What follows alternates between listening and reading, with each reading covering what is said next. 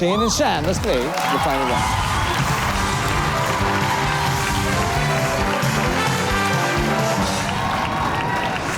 Alright. Final na to. Kamay sa mesa. Top 4 answers are on the board. Kung pasasayawin ka ngayon, anong klaseng sayaw ang kaya mo i-perform ka? Di pa tapos ang tanong, pero Shan, strategic. Sige, go. Budots.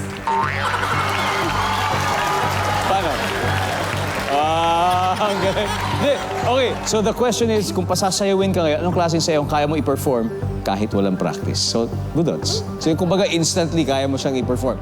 Budots! Nandiyan ba ang budots? Meron. Pero may mga mas nataas pa, Shane. So, kung pasasayawin ka ngayon, anong klaseng sayaw kaya ang ipo-perform mo kahit walang practice? Brazilian dance. Brazilian dance! Paano ba yung Brazilian dance? Ano yun?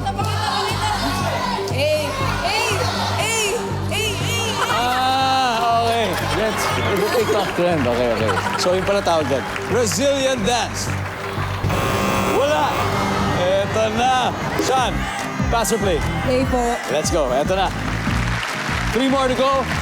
At habol lang kayo. No coaching ha. Angel, kung pasasayawin ka ngayon, anong klaseng sayaw ang kaya mo i-perform kahit walang practice? Zumba.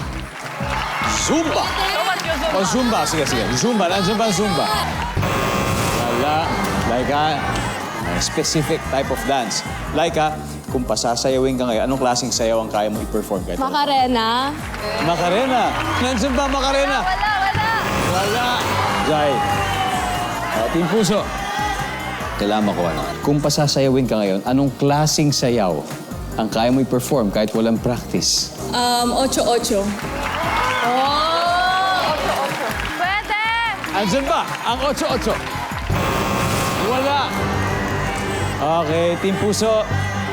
Ready? Shane, kung pasasayawin ka ngayon, anong klaseng sayaw ang kaya mo i-perform kahit walang practice?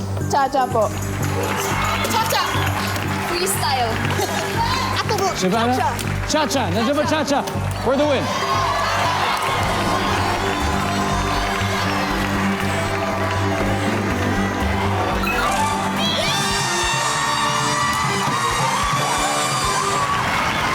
Okay.